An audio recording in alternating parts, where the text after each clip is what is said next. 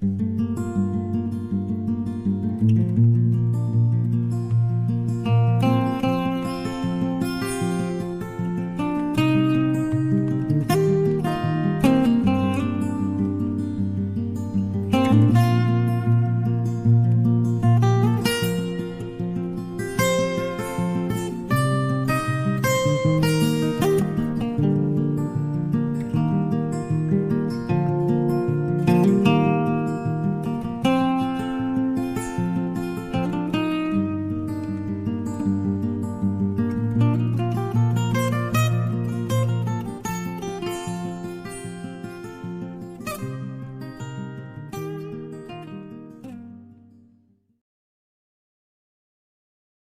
of the great things being able to do is to take somebody hunting, and in this instance is my grandson, one of my four grandsons, Andrew. And Andrew happens to be a sniper in the Army, and he was home on leave, and I called Blake Barnett, longtime friend, and I said, I need to take this young man hunting. So we showed up down at Blake's lease, and we're sitting in the deer blind, and there are two typical 12 points out in this field, and that's something you just hardly ever see, is two typical 12 points. And I'm on the one that's the closest, and not realizing that Andrew is on the one that's the farthest away. And I said, okay, whenever you're ready, I've got him full frame. He pulls the trigger, and both Blake and I are looking at the front one, and he goes, you missed. And he goes, no, I don't think I did. He shot the second one. We told him to shoot the second deer, and he shot the second buck just like he was told to do. So got a really good one down, and spent the rest of the trip hunting for does, and were able to get on to several different deer. Had an absolutely fantastic time with him, and you know, special time spent with the kin folks, particularly a grandson who serves in the Army and is out there protecting what we love to do. And you know, thanks to him and all those all his cohorts who are doing the same thing for us to keep this country as great as what it is.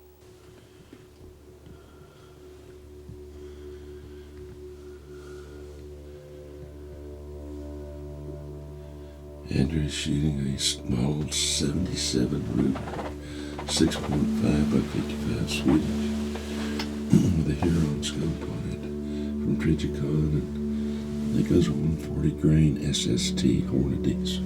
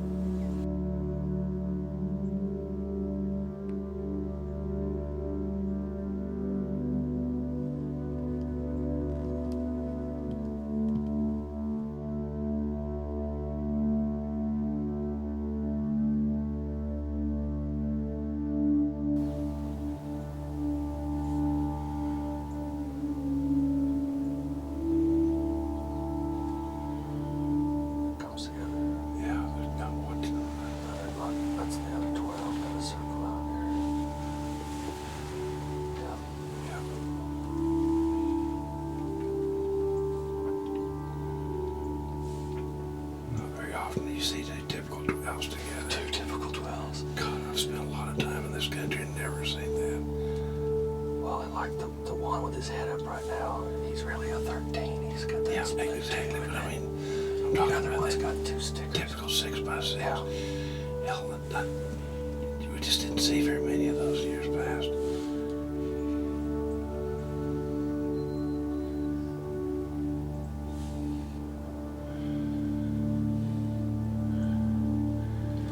Generally, one of the first things I look at when I see a buck is I look at those hawks this time of the year. Those down in our part of the country down here, once they get to be about 4.5 or older, they have dark hawks, most of them. And that's usually a sign of a mature deer. Three really beautiful bucks right there. That's why I think that one with the split's 4, really. But yeah, I agree. To me, he's just young. He's just a young deer. That other one, I really think he's 6 or 7. I think he's 7. And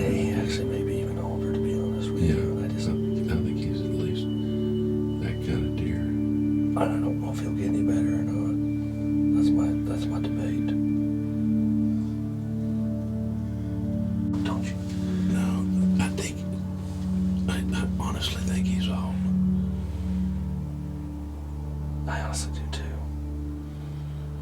It's your call.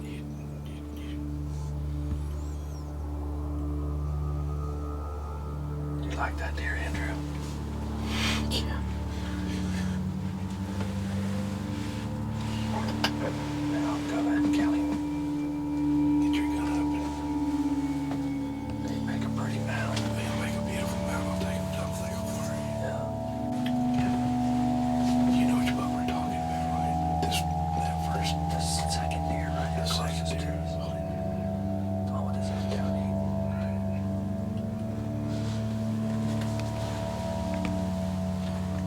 Take your time.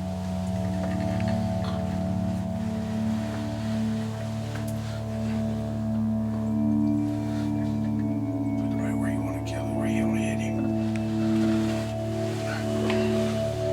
Let's give you a good shot there, right in the center.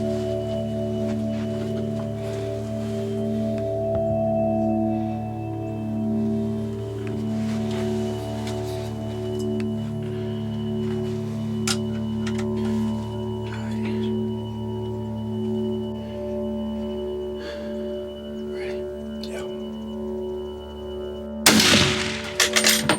Missed him.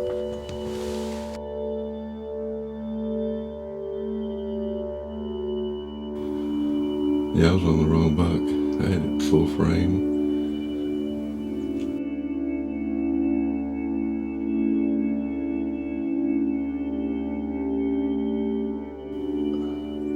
Was it the one that was down there in the lights this morning? Yeah. Yeah, this one right here. Was in the headlights this morning.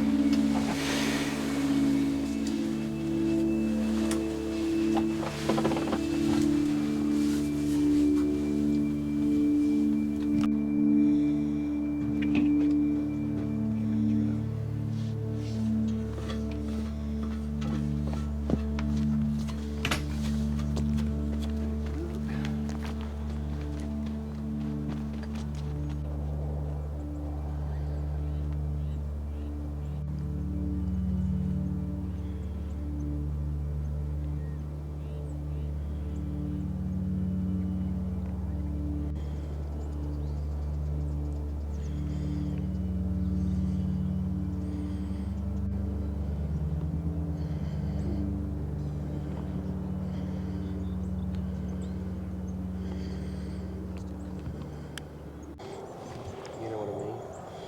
I'm really, see, look, it's even starting to burn the hair off.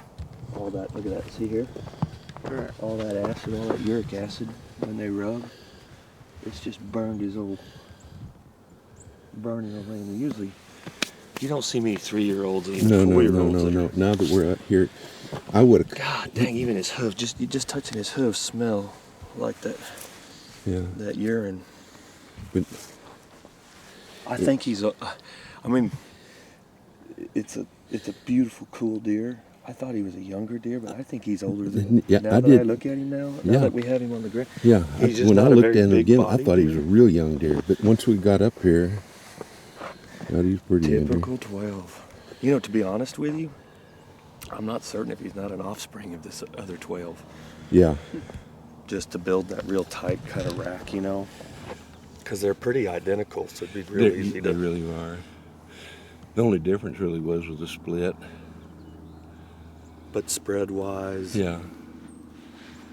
God, he's pretty, Andrew. Congratulations. Congratulations. Thank you. Good shot. 12. Yeah, no, you dropped him. Good shot. Good job. And you know, and I had him younger too, because Larry, he was never a big body deer. Blake, I He's got told a couple you. ticks on I him. thought he was be maybe 4.5 at that oldest. I think he's a year But older I'm than telling you, his teeth are at least 5.5. that. I think so. I think so. He's cool. He is cool. And I will tell you this much. Because I got a lot of cameras, pictures of this deer. He's been, you know, he's pretty regular everywhere. And he chased and chased and chased. He and did? chased. Good. Yeah. Good. I like the fact that we saw 2 typical 12s. Like I said, I've hunted a lot down here, and you just don't see typical 12s that typically. That makes me. I mean, this is crazy. Yeah, that's perfect. I needed a I mean, that doesn't even No. a young deer doesn't that. get that pissed up and that black No, and I to tell where it's people just first burning thing the to hair look off at- their legs. The first thing to look at when a buck walks out this time of year is look at his hocks, and if he is dark like that is. You know it's got to burn. Can you imagine pissing on your legs? And just, Andrew, do y'all do that? And yeah. do y'all Is do that it? how y'all? Is that how you just distinguished your ranking? Nah, we don't piss on each other. I mean, Because he's, this buck. Well, we saw this deer yesterday about a mile from here. Is that right? Remember that one buck that was in the road? Yes, He yes, run off yes, the yes, road? yeah. I mean, he gets around. Look, see here, he got in a He fight been- and got he been stuck right there. He scraped got a up. hole right there. Yeah, he's been. That is cool. That's beautiful cape too. Look at that. Oh, we had look killed, we killed a cull buck the other day with this rust colored brow, and then we've killed like 3 or 4 bucks this year that had that more, real rust, and even more so than this one. Well, that darkness there too is a sign of dominance. It is a pretty cape. He's a beautiful buck. Yeah, we'll take him to double nickel. I mean, typical 12. Not many people get to kill a typical 12. Do you know how long I hunted before I killed a typical 12? tell me. I was about 60 years old. This place has never really been hunted, and so totally. I mean, the bucks that we targeted, that would go after, that we had on camera, that we killed them all already. The youngest one was 6.5. I mean, and then our cull bucks have all been, pretty much that age as well, 5.5 to older. The age class of deer here, I mean, we have a variance of all of them, from 2-year-old class. Our 3-year-old and 4-year-old class is a little bit weak, but there's still a bunch of them. But our 5 or 6, and some of our deer, I'm really not sure how old they really were. I mean, you'd have to send the teeth off to like A&M or somewhere to really get it. To do that Well, semination just like because, they I do mean, with the trees. wear was so flat, and Yeah. even some pits. And I wouldn't doubt if some of the deer we killed this year were not 9 or 10 years old. Yeah, I think we did. I think you did. So that's what made this Fantastic. property so cool and so unique, And that deer's definitely older than I thought he was. Yeah, he is older than I thought he He was is. too. I think he's at least 6, Blake. He could be. When I stuck my finger down, he is pretty smooth on some He's of those. pretty smooth. Fantastic, guys. So we're in Pleasanton, Texas, on Blake Barnett's lease. Saw a couple 12 pointers walk out. Took the shot. Got this. How far did he go? Oh, he dropped straight down. He dropped straight down. Yeah. Didn't move at all. Unfortunately, the cameraman was on the wrong buck. Right. We had 2 typical 12s, as Andrew just said, in the field, and I was on one typical 12, and Andrew was on the other one, and we thought he missed. And he goes, I didn't miss. He's laying there. Yeah, and that other one stayed around. He just ran to the other side of the field. Yeah. He was watching us walk It's just an old buck. These bucks here have not been pressured hardly at all, so they don't even know what hunting pressure is. Beautiful buck, Andrew. Congratulations. Thank you. We're going to get him to double nickel, and then you can either, if you've got a place where you can take him when you go back to Georgia later. It'll take about a year for it to get mounted, Right. but wherever you are, you can take it back, or you can hang it in the store at your mom's store in Round Top. Yeah. Around top. And thank you for what you've done and what all your guys are doing.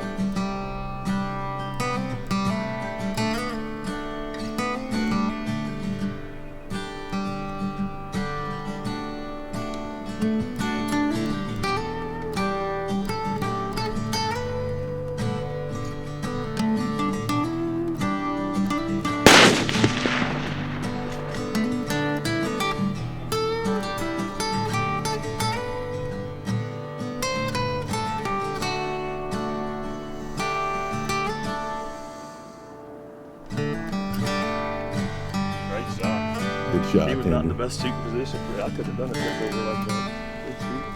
Yeah, you're supposed to be able to do that, what he does. That was a great shot. Cool. She's right in the road. I the way like her. that too. We don't have to go look for her in the thorns at all. Right in the road. Congratulations, Andrew. Yes, sir. Thank you. I'm gonna go get the truck, guys. I'll be back here in a few Okay, minutes. fantastic. I don't have to look for her. Did not have to look far, did we? No, not at all. That is so cool, Andrew. Congratulations. Thank you. Thank you. Good shooting. Folks, it's your old buddy Luke Clayton, and I'm going to be out of the picture, but I want to impart some barbecue information on you right here. You know, we all have different ways that we barbecue and different spices and seasonings. Well, this right here in this shaker is called Rodak's Coffee Rub. Now, Marvin Rodak manufactures this, makes it, and it was his idea. Right here we have what is hands down the very best barbecue sauce I have ever eaten. Best of Texas barbecue sauce. It's made by race car driver John Hale of all people. Well, John knows what he's talking about when he's talking about racing cars, and also when he is making barbecue sauce. This stuff is awesome. But the combination of these two makes for the best barbecue I've ever made or ever eaten, and trust me, I've made lots of barbecue in my life. Have some wild pork right here. Just in an aluminum pan, and what we're going to do is give this a good dry rub with the Rodak Coffee Rub. Now, Marvin Rodak here actually has premium coffees that he offers. He'll sell the beans or the ground beans for you, the top 5% of the best coffees in the world, and I drink their coffee too, Rodak's coffee. But right now we're talking barbecue, so you wouldn't think coffee rub would be what you'd be looking for making barbecue. Trust me, it doesn't taste like coffee, the finished product, but there is just a hint of it. So what we're going to do is liberally season this, each piece. We're going to give it a bunch of the Rodak Coffee Rub here. I'm telling you what, this stuff here, I wish you could smell this rub. It is so good. We're going to take this and put it in the smoking tex. Plenty of this rub all over this meat. We're going to smoke this for about an hour, maybe hour and a half in a smoking tex. And then we are going to douse it really good with our Best of Texas barbecue sauce. Cut that smoking tex down to about 190, and I'm going to let this go all night, covered with foil. It's going to make some really good barbecue. So let's load it up in the smoking tex and get some smoke rolling. What do you say? Folks, here's our firebox to the smoking tex. We're going to put this down over the heating element. But this is hickory nuts. I have found them to be an awesome source of the smoked flavor. Now, we could use pieces of hickory wood, pecan, any kind of wood in our smoking tex. But these hickory nuts, they're easy to work with. I've got bushels of them around our place where I live, and I just picked up a bunch of them, and that's what I use for a smoke source. So let's load this smoke box in the old smoking tex and get it smoking. Folks, I think we are ready to start smoking. I have all those hickory nuts down there in the smoke chamber of our smoking tex. We have the wild pork chunks seasoned with the coffee rub right there. Let's let it smoke at 225 for a couple of hours, and then I'll just simply put some barbecue sauce on it and cover it with foil and let it cook all night. Then in the morning we will have us some really, really good pork barbecue. And folks, after about 13 hours in the smoking tex, here is as Paul Harvey used to say, the rest of the story. And look who's enjoying it here. We've been out doing a little hog hunting, Jeff and I. We have. Jeff is, what do you think? This is a good method of making Hold on, I gotta just savor the moment. Yes. This, buddy, is delicious barbecue. It is good barbecue. Absolutely fantastic. Wild pork, and that's just chunks of it, just chunked up pieces. And some fresh broccoli and just a few little Thank you once cheese. again for joining us on this week's show. We look forward to seeing you right back here next week for another adventure on A Sportsman's Life. And a special thanks to these fine sponsors: Air Force Air Guns, B&B Charcoal, Dallas Safari Club, Hornady, Pyramid Air, Nielsen Specialty Ammo, Sightmark, Smokin' Tex, Snap Block Hunting Blinds, Texas Raised Hunting Products, and Striper Express.